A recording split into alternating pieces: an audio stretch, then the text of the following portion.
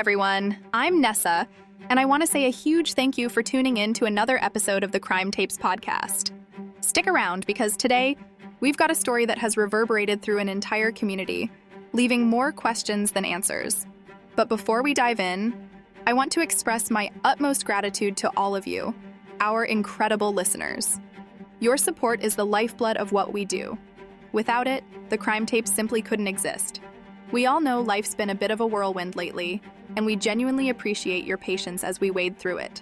Our promise is to keep those episodes coming as regularly as possible, so stay with us, and thank you for your loyalty.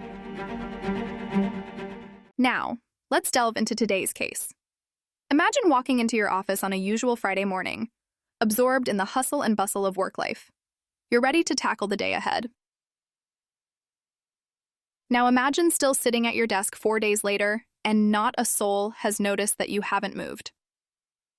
This was the chilling reality for Denise Prudhomme, a dedicated Wells Fargo employee who was found dead at her workstation 4 days after clocking in for the day. This unsettling event took place in Tempe, Arizona, turning a mere office cubicle into the setting of a tragic mystery.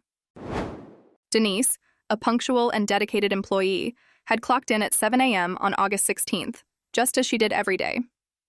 However, the events that would unfold around her over the next few days would completely obliterate any semblance of routine.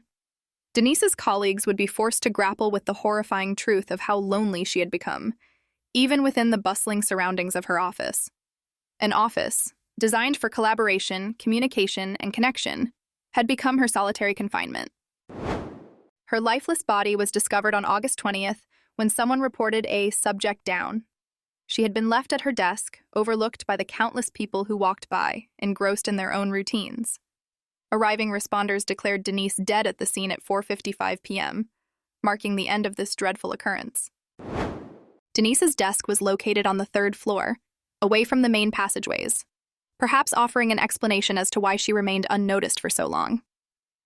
More unsettling, though, are the reports of a foul smell, brushed off as a plumbing problem. It's a harsh reminder of how the mundane can sometimes act as a veil, hiding the extraordinary, and in this instance, tragically so. A fellow employee, choosing to remain anonymous, expressed a chilling thought when speaking to local media.